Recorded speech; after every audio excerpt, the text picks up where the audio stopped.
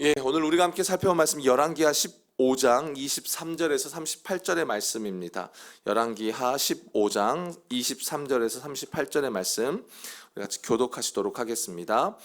제가 먼저 읽겠습니다. 유다의 왕 아사랴 제50년에 므나헴의 아들 부가히야가 사마리아에서 이스라엘 왕이 되어 2년간 다스리며 여호와께서 보시기에 악을 행하여 이스라엘로 범죄하게 한 느밧의 아들 여로보암의 죄에서 떠나지 아니한지라. 그 장관 르말랴의 아들 베가가 반역하여 사마리아 왕궁 호위소에서 왕과 아르곱과 아리엘을 죽이되 길르앗 사람 50명과 더불어 죽이고 대신하여 왕이 되었더라. 부가히야의 남은 사적과 그가 행한 모든 일은 이스라엘 왕 역대 지략에 기록되니라. 유다의 왕 아사랴 제52년에 르말랴의 아들 베가가 이스라엘의 왕이 되어 사마리아에서 20년간 다스리며 여호와께서 보시기에 악을 행하여 이스라엘로 범죄하게 한 느밧의 아들 여로보암의 죄에서 떠나지 아니하였더라. 이스라엘 왕 베가 때에 아수르 왕 디글랏 빌레셀이 와서 이온과 아벨벳 마아가야와 야노아와 게데스와 하솔과 길르앗과 갈릴리와 납달리 온 땅을 점령하고 그 백성을 사로잡아 아수르로 옮겼더라. 우시아의 아들 요담 제20년에 엘라의 아들 호세아가 반역하여 르말랴의 아들 베가를 쳐서 죽이고 대신하여 왕이 되니라. 베가의 남은 사적과 그가 행한 모든 일은 이스라엘 왕 역대 지략에 기록되니라. 이스라엘의 왕 르말랴의 아들 베가 제2년에 유다 왕 우시아의 아들 요담이 왕이 되니 나이가 25세라 예루살렘에서 16년간 다스리니라. 그의 어머니의 이름은 여루사라 사독의 딸이더라. 요담이 그의 아버지 우시아의 모든 행위대로 여호와께서 보시기에 정직히 행하였으나 오직 산당을 제거하지 아니하였으므로 백성이 여전히 그 산당에서 제사를 드리며 분향하였더라. 요담이 여호와의 성전의 윗문을 건축하니라. 요담의 남은 사적과 그가 행한 모든 일은 유대왕 역대 지략에 기록되지 아니하였느냐. 그때에 여호와께서 비로소 아람왕 르신과 르말랴의 아들 베가를 보내어 유다를 치게 하셨더라. 다 같이요. 요담이 그의 조상들과 함께 잠에 그의 조상 다윗 성의 조상들과 함께 장사되고 그 아들 아하스가 대신하여 왕이 되니라. 아멘. 제가 이제 성경을 가르칠 때에 이렇게 기준을 하나를 제시해 줍니다. 우리가 지금 북이스라엘의 역사의 거의 끝 마지막을 향해 가고 있거든요. 그게 뭐냐면 이제 이렇게 왕들이 굉장히 많이 등장하잖아요. 한 번은 북이스라엘, 한 번은 남유다. 이렇게 엇갈리고 나오니까 이 왕이 사실은 북이스라엘 왕인지 남유다의 왕인지 헷갈릴 때가 한두 번이 아니에요. 이름도 왜 이렇게 비슷해요? 너무 비슷해요. 그러니까는 너무 헷갈려요. 그래서 너무너무 어렵거든요, 사실은요. 근데 제가 성경을 가르칠 때 딱 하나로만 가르칩니다. 그 왕이 북이스라엘 왕이 됐든 남유다의 왕이 됐든 간에 그 왕들이 하나님의 마음에 또 하나님의 언약에 어떻게 반응하고 있는지에 대해서만 보면 된다고 딱 가르칩니다. 그러니까 하나님의 언약이라는 건 다시 말하면 하나님의 말씀이죠. 얼마나 그들의 하나님의 말씀에 잘 반응하고 있는가만 보면 되는 겁니다. 결국 이거는 하나님과의 관계를 의미하는 것도 있겠죠. 아무리 그 왕이 통치 기간이 길고 정치적으로 많은 업적을 남겼어도 그러니까 하나님의 언약에 대해서 불순종했다면 여러분 그거 꽝인 거예요. 그죠? 꽝입니다. 우리 생각에는요, 여러분, 하나님과의 관계에 문제가 있는데도 불순종했는데도 많은 업적을 남길 수 있나? 이런 생각이 들 수도 있겠습니다. 얼마든지 그럴 수 있습니다. 실제 이스라엘 왕들의 역사가 그래요. 우리 주변에도 그렇지 않습니까, 여러분? 야, 저 사람은 하나님과의 관계가 엉터리인데 왜 이렇게 잘 돼? 그렇게 볼 수 있다는 겁니다. 얼마든지요, 여러분, 세상적으로 성공할 수 있다는 겁니다. 우리 주변에 그런 일들이 많아요. 그렇기 때문에 여러분 그런 눈에 보이는 업적을 보면 안 된다라는 겁니다. 사역도 마찬가지입니다. 저희들이 사역 얼마든지 많이 할 수 있습니다. 근데 그게 중요하지가 않더라는 겁니다. 주님과의 관계를 놓친 채도요, 여러분 사역도 얼마든지 성공적으로 거둘 수가 있다라는 겁니다. 왜 하나님이 다윗과의 언약을 기억하시면서 남유다의 왕들의 왕조를 끊어버리지 않겠다라고 하신 걸까요? 여러분, 솔직히 말하면 다윗이요, 뭐 솔로몬, 또 나중에 이제 므낫세, 뭐 여러, 또 북이스라엘의 여로보암 2세 이런 왕들에 비하면 다윗의 업적은 그렇게 대단한 건 아닙니다. 그런데 하나님이 다윗에게서 보신 건 다른 것이 아닙니다. 하나님과의 관계성이 어떠하냐라는 겁니다. 다윗이 하나님께 그렇게 약속을 받을 수 있었던 이유는 그가 하나님과의 바른 관계 안에 있었다라는 겁니다. 지금 여러분, 우리가 오늘 북이스라엘의 왕들의 역사가 이야기가 흘러가고 있어요. 여러분, 이거 보고 있으면 참 아이러니하지 않습니까? 북아이야 2년, 뭐 베가 20년, 호세아 9년, 뭐 통치 연도에 대해서 이제 해석에 조금씩의 차이가 있긴 하지만 뭐 그게 그렇게 중요하겠습니까? 그러니까 하나님이 보실 때에 그 왕들이 몇 년을 통치했는지는 하나님이 관심이 없더라라는 겁니다. 하나님이 보시는 기준 딱 하나라는 겁니다. 그들이 지금 하나님의 길에 서고 있는가, 말씀에 반응하고 있는가. 이 11개의 표현으로 따지면 이건 거예요. 다윗의 길로 걷고 있는가, 여로보암의 길로 가고 있는가, 이걸 보신다라는 겁니다. 그런데 안타깝게도 이들이 모두 어떻습니까? 북이스라엘 왕들의 길들이 다 여로보암의 길들을 들어서고 있다라는 겁니다. 겉으로 볼 때는 이 왕들의 교체가 막 계속 일어나고 있으니까 뭔가 잘 될 것처럼 보입니다. 우리는 세상에서 그렇잖아요. 문제가 있으면 개혁을 일으켜서 그러면 되고, 또 문제가 있으면 개혁을 일으키면 해결될 거라고 말을 합니다. 그런데 지금 왕들이 교체가 되고 있지만 계속해서 그들이 걷고 있는 길은 여로보암의 길이라는 겁니다. 어떻게 보면 혼란스러워 보일 수도 있어요. 그렇죠? 그렇죠. 중요한 건 이들이 계속해서 여로보암의 길을 걷고 있다라는 거예요. 여로보암의 길을 선택한다는 것은요, 여러분, 그 이유는 철저하게 자기 자신의 유익과 자기의 어떠한 안정을 꾸리기 위한 겁니다. 그래서 이들이 우상 숭배를 선택한 겁니다. 여로보암이 그랬거든요. 하나님께서 여로보암을 세우실 때는요, 굉장한 부르심과 사명이 있었습니다. 솔로몬의 죄악을 심판하기 위해서 하나님이 여로보암을 선택하셨고, 그에게 다윗 못지않은 하나님이 언약의 약속을 주셨다라는 겁니다. 그런데 여로보암이 어떻게 합니까? 철저하게 자기의 욕심입니다. 이익을 위해서입니다. 겉으로는 백성들의 어떤 신앙을 위함이라고 말하지만, 그러면서 그들이 단과 그 지역 안에서 우상 숭배를 만들어 버리기 시작한 겁니다. 그래서 그게 여로보암의 길로 흘러가게 된다라는 겁니다. 근데 그 이후에 오늘 본문에 등장하는 북이스라엘 왕들도 여로보암의 길로 이어져 가고 있다라는 겁니다. 이유는 있겠죠. 뭐 개혁한다든지 뭐 어쩌고저쩌고 이야기가 있겠죠. 근데 그들의 마음이 진짜 무엇이겠냐라는 거죠. 안타까운 것은 이렇게 왕조가 바뀐다고 신앙이 회복되지가 않는다는 겁니다.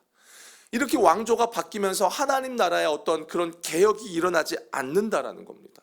왜 그러냐면 이미 그들의 마음에서부터 우상 숭배로 가득 차 있기 때문이라는 겁니다. 그들의 신앙의 중심에서 먼저 회복이 일어나고 어떤 정치적인 개혁으로 이어져야 될 텐데 그렇지 않다라는 겁니다.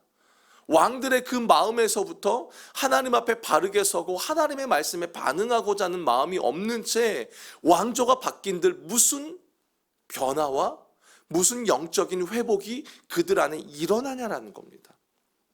그게 일어나질 않고 있다라는 겁니다. 만약에 그들이 마음 안에 정말로 회복과 회개와 개혁이 일어나고 있었다면 그들에게서 나타나는 여러 모습들은 말씀에 순종하는 것으로 이어졌겠죠.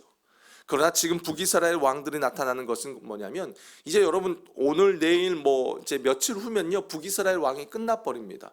호세아가 등장하는 순간 북이스라엘의 역사는 끝나버려요. 그리고 오늘 본문에도 보면 아수르란 나라가 등장하잖아요. 그러면서부터 북이스라엘은 역사가 끝나버리게 되더라는 겁니다. 그렇죠. 오늘 본문 하반절에 보면 남유다의 왕들이 또 등장해요. 남유다의 왕들이랑 뭐 다를까요? 사실 별반 차이가 없습니다. 요담이나 우시아나 마찬가지입니다. 이때 여러분 등장하는 선지자가 누구냐면 이사야입니다. 요 시기 때 이사야서를 함께 보시면 되는데 이사야 선지자가 그의 이사야 책에서 서두에서 하는 이야기가 뭐예요? 이들이 하나님 집에 나온다고 하면서 결국에는 마당만 밟고 간다고 이사야 선지자가 이야기하잖아요. 그러니까 이들도 뭐예요? 북이스라엘과 별반 차이가 없더라라는 겁니다.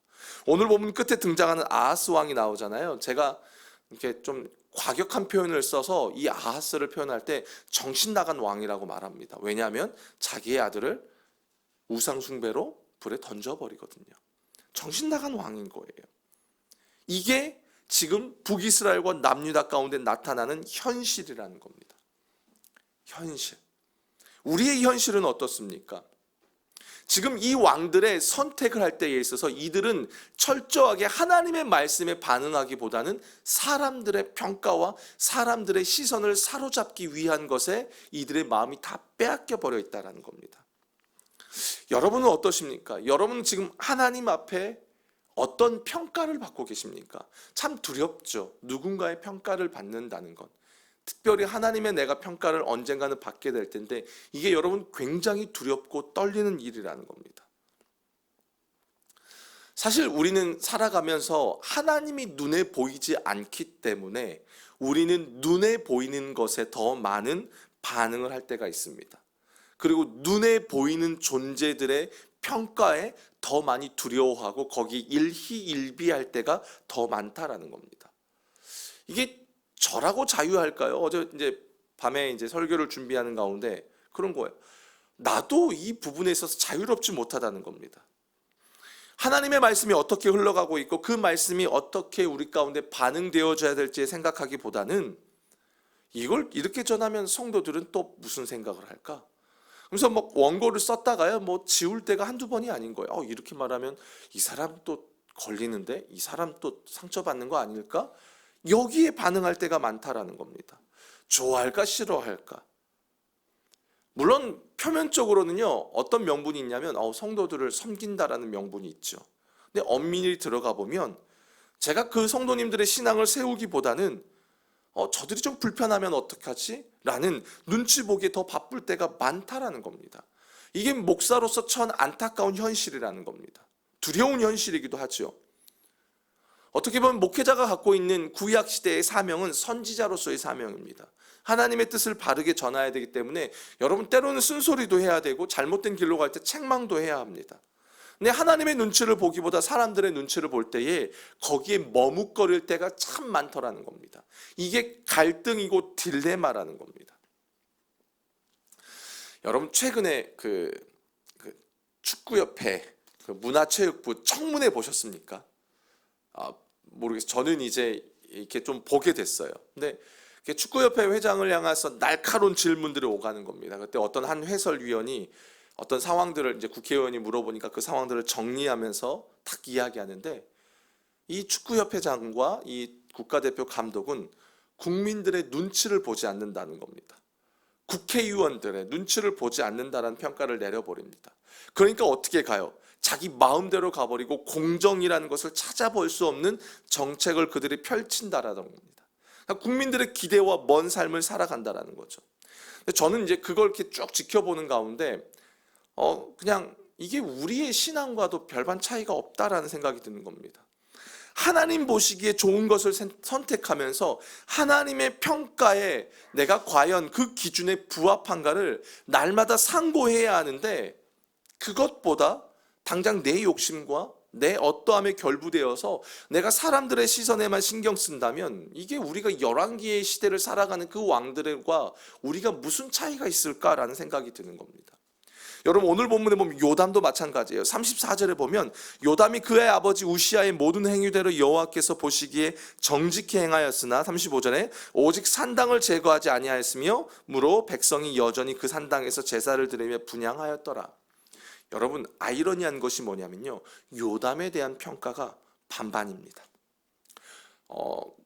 그래도 나름 남유다의 왕들 중에요, 이게 나름 선왕이라는 어떤 평가를 받는 왕이기도 합니다. 자신의 아버지 아사랴 우시아라고도 하는데 그의 모습을 보면서 야 이렇게 하면 안 되겠다라고 하면서 성소와 성전의 직무를 나름 존중했었습니다. 그러니까 오늘 본문에 보면은 성전의 윗문도 건축했다라고 나오잖아요. 그런데 결국에 산당을 제거하지 못해요. 왜일까요? 그 당시에 대부분 백성들이 산당에서 우상 숭배를 하고 제사를 드렸습니다. 근데 그걸 딱 금지시켜버리고 산당을 무너뜨리는 순간 어떻게 될까요? 백성들에게서 나오는 반발이 이제 신경이 쓰이는 거죠. 결국 또 하나님 앞에 하나님의 말씀과 하나님의 눈치를 보는 것으로 가는 것이 아니라 그 백성들의 어떠함에 또 시선이 빼앗기다 보니까 결국 이것이 혼합신앙, 종교가 섞여버리는 것으로 이어져 가더라라는 겁니다. 이걸 보면요, 우리의 모습과 굉장히 많이 공존한다는 생각이 듭니다. 하나님의 일을 소중히 여깁니다. 성전도 보수하고 이것도 하고 저것도 합니다. 그러나 우리 마음 안에 제거되지 못한 산당들이 많더라라는 겁니다. 생각보다 많더라라는 겁니다. 어떻게 보면 온전함이라는 단어가 이 시대 속에, 열왕기의 시대 속에는 상실돼 버린 것 같아요. 온전하다라는 것. 오늘날 우리는 어떨까라는 생각을 해보게 됩니다. 결국 하나님께서 남유다를 어떻게 하신지 아십니까? 아람의 르신과 북이스라엘의 베가가 연합해서 남유다를 치게 하시는 겁니다. 이러냐 하죠. 누가 누구를 치는지 모르겠어요, 솔직히 말하면. 그러나 하나님께서 이 모든 과정을 주관하시면서 그들의 죄악된 것들을 건드리시더라는 겁니다. 어떻게 보면은 이제 남유다, 북이스라엘의 내용을 보면 참 혼돈스럽습니다. 이렇게나 바뀔까? 우리나라 정치의 시대 속에, 역사 시대 속에 이렇게까지 또 격동의 시대가 있었을까? 있을 수도 있겠지만 이 북이스라엘처럼 이렇게 심했을까라는 생각이 듭니다. 근데 이 열왕기를 묵상하면 묵상할수록 그냥 그런 마음이 드는 거예요. 과연 나의 내면에는 나는 무엇을 붙잡고 있고 나는 무엇을 기준으로 삼고 나는 오늘 하루를 살아가고 있나? 라는 저의 신앙을 봅니다. 여러분들에게 설교하기 이전에 저의 먼저 신앙을 점검하게 되더라라는 겁니다. 사랑하는 여러분, 우리는 큰 그림 안에서는 모두 같은 길을 걸어가고 있습니다. 그것이 뭐냐면 주 예수를 구주로 영접하고 주 예수의 말씀을 따라 그 예수의 삶을 따라서 우리는 살아가는 존재로 우리는 부름받았습니다. 그게 우리에게 주어진 사명입니다. 중요한 것은 뭐냐면 우리가 그 길을 걸어갈 때에 우리는 그 길을 걸어간다고 하면서 진짜 우리는 무엇에 반응하고 진짜 무엇을 우리 신앙의 선택의 기준으로 삼고 있냐라는 겁니다. 왜냐하면 여러분, 우리의 신앙은 결국에 우리가 무엇을 선택하고 있는가로 증명이 되기 때문입니다.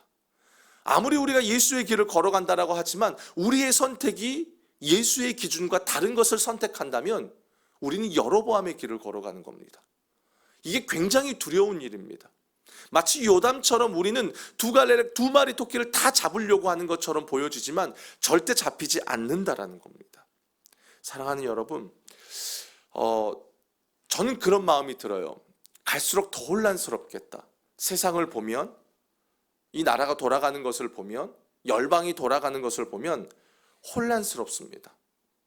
때로는 뭐가 진실이야? 뭐가 진짜지? 나는 어디에 반응해야 되지? 이 사람은 이렇게 말하고 저 사람은 저렇게 말하고 어디에 나는 반응하며 가야 되지? 정신을 못 차릴 때가 많습니다. 여러분 안 그렇습니까? 뉴스를 보면, 세상 돌아가는 것을 보면 그렇습니다. 그런데 하나님께서 오히려 더 이 열왕기를 보고 우리에게 말씀을, 매일매일 말씀을 집중시키면서 뭐냐면 우리가 더욱더 결국에는 반응하고 우리의 선택의 기준이 될 만한 것은 오직 하나님 말씀밖에 없다라고 우리에게 마음을, 생각을 그쪽으로 모아주고 있다라는 겁니다. 사랑하는 여러분, 우리가 무엇에 반응할지를 온전히 선택하고 거기에 집중해야 합니다. 말씀에 집중해야 합니다. 저는 그런 측면에서 매일매일 우리가 하나님의 말씀을 묵상하고 있다는 게 굉장히 중요합니다. 저도 한 20여 년을 지금 가까이 큐티를 매일매일 묵상하고 있는데 이게 제 삶의 모든 것의 기준이 됩니다. 물론 그렇지 못할 때가 있죠. 그래서 하나님이 새날을 열어주시고 우리에게 다시 말씀을 허락해 주신 것이라고 생각합니다.